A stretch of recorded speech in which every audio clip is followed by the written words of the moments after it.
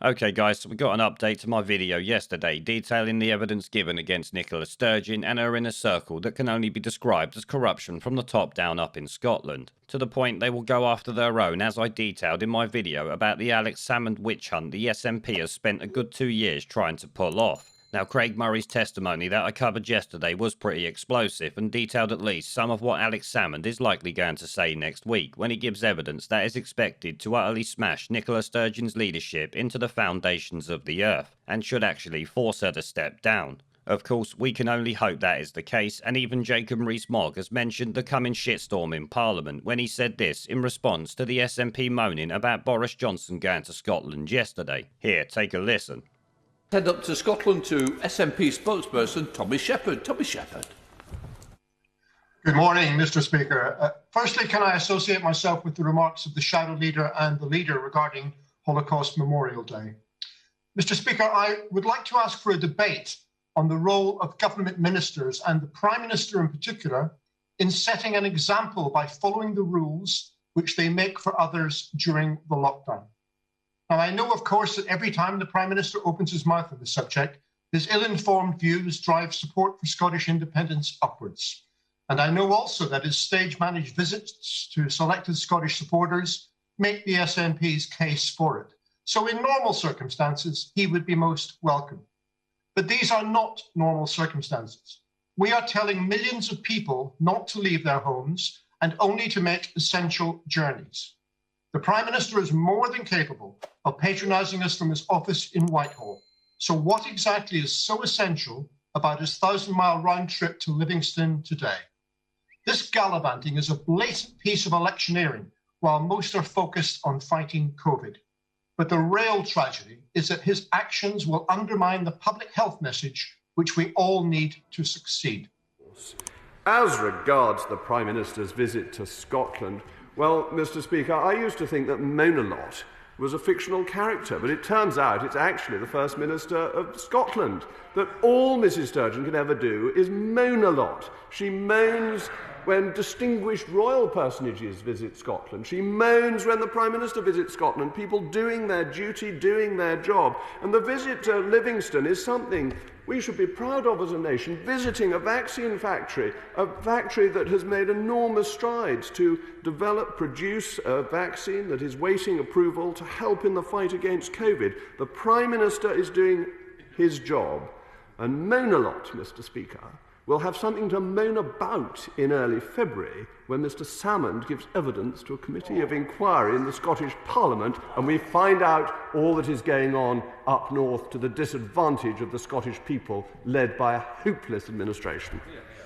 Well, it seems Mogg knows that Nicola Sturgeon could well be in hot water. I expect he knows a lot more about it than we do at this point. Personally, I think the SNP should be thanking Boris for the visit to Scotland yesterday, though. It seems to have kept the media attention away from what Craig Murray actually said during his contempt of court case relating to the Salmond trial and stitch-up that I covered in some detail yesterday. If you have not seen it, it could well be worth a watch. It is a long one, so you might want to grab a drink and something to eat when you do it. But following on from that, it seems SNP supporters and now MPs are openly turning against the current leadership under old fish-lip Sturgeon, exposing the blatant stitch-up against the former party leader. And this is all like I said before Salmond comes out and possibly drops even more bombs on Nicola Sturgeon's head that should see her out the door or hanging on to her job for dear life, trying to blame Boris Johnson and the English for making her corrupt, as my poll respondents seem to think she will. Now, like I said, the Scottish National Party MP has since decided to air the SNP's dirty laundry by talking about a WhatsApp group called the Vietnam Group, where those close to Sturgeon plotted and schemed to get Alex Salmond convicted of literally anything they could.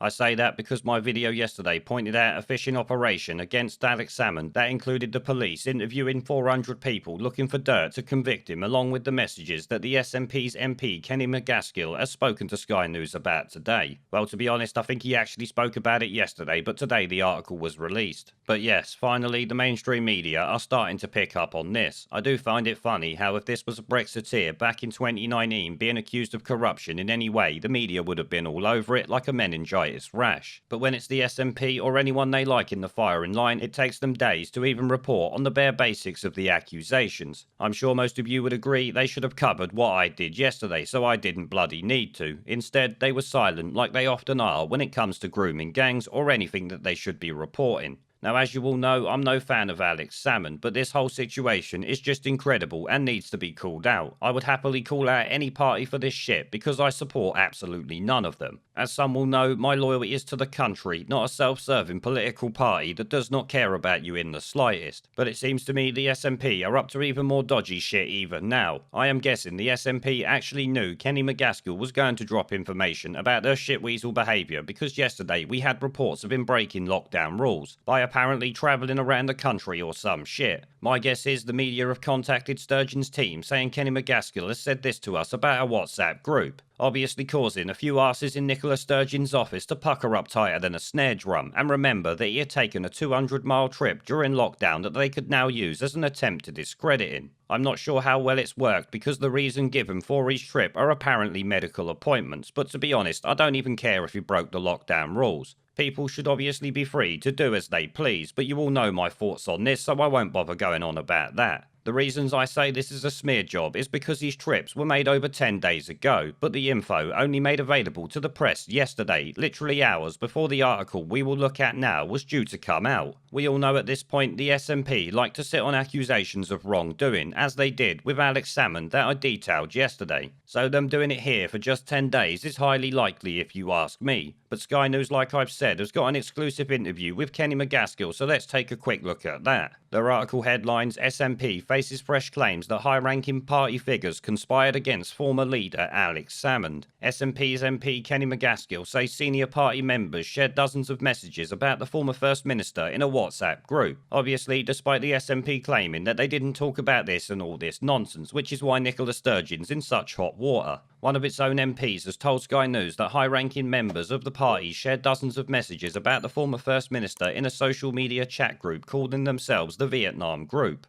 In text exchanges before last year's criminal trial of Mr. Salmond, which resulted in his acquittal, it's claimed they discussed the reluctance of an alleged victim to give evidence and efforts they could take to give her encouragement, which is actually something I covered in my video yesterday, obviously adding more credibility to what Craig Murray was saying. Like I said then, this is not unionists or Tories or Labour Party saying all this crap, it's all coming from the SNP's people themselves, independent supporters, and here an SNP MP. He told Sky News the content of the digital communications has long been the subject of an open discussion within SNP circles, and he has backed calls for Scotland's Crown Office to release the text messages as written proof. Because remember, as I said in my video yesterday, which I keep talking about, the Crown Office are also neck deep involved in this, if any of it's true of course. Of the unpublished messages, Mr. Macaskill told Sky News there has been long-standing talk in SNP circles about WhatsApp and text messages, and I've been in correspondence with the Crown Office about it. There's a WhatsApp group that was called the Vietnam Group that included SNP staffers and even members of government.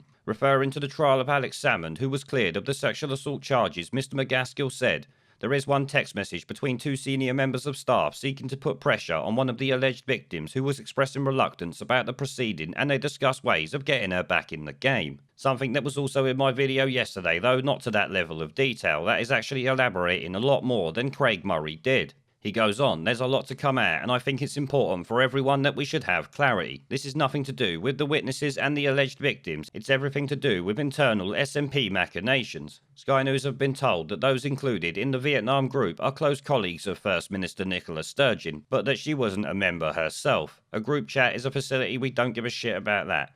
It says records of digital communications are now being sought by the Scottish Parliamentary Inquiry looking into the government's handling of harassment complaints against Mr. Salmond. Its investigating committee has demanded that the Crown Office release records of text messages among other documents and has taken the unprecedented step of using legal powers under the Scotland Act to do so. Which, after what I covered yesterday, is not a good look for the Crown Office. Are they trying to hide something or what? They've already been accused of being neck deep in this bullshit, so maybe they shouldn't be doing this, though apparently this Scotland Act has managed to get them to do it. It says committee members have asked for text or WhatsApp communications between Susan Riddick, the Chief Operating Officer of the Scottish National Party, and members of the Scottish Government, its civil service and special advisors from August 2018 to January 2019. Which once again is something that I covered yesterday. These names have all popped up in my video yesterday and what Craig Murray was saying about it. Like I said, if you haven't watched that, it is well worth a watch. You will certainly get more information than we've got in this one, at least for the most part anyway. It goes on here implicating Nicola Sturgeon's husband Peter Murrell.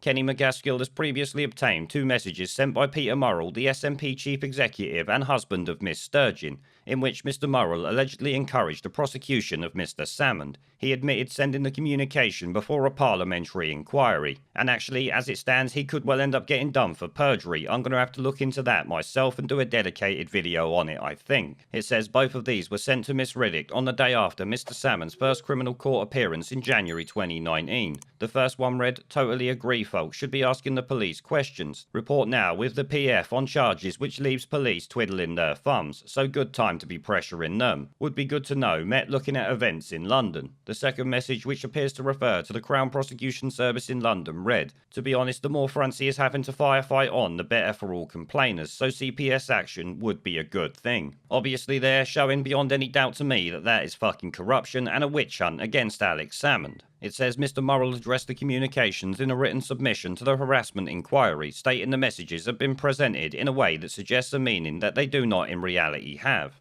My intention was to advise that their questions should be addressed to the police and not the SNP. Well, I'm sorry to say, that is not what it fucking sounds like. You are clearly talking shit there. In his oral evidence to the inquiry, Mr Murrell was asked if there were any more text messages to any other party official on the same subject. Under oath, he replied no, not that I'm aware of. Which, if memory serves, is exactly what he could be done for perjury over. I'm not too sure off the top of my head. Like I said, I need to look into it.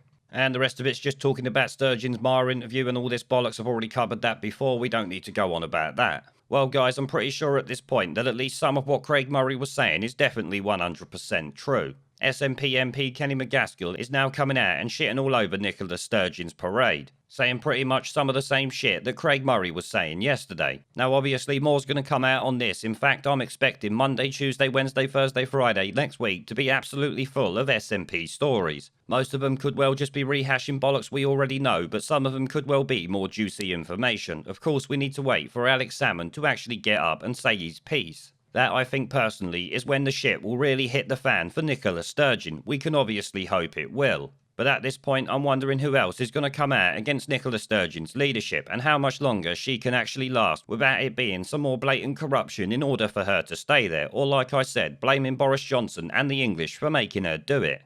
There is a pattern consistent throughout history of oppressed people turning on the oppressors. Slaves against their owners, the peasantry against the feudal barons, colonies, Mr Verhofstadt, against their empires. And that is why Britain is leaving. And it doesn't matter which language you use, we are going and we are glad to be going. We're off.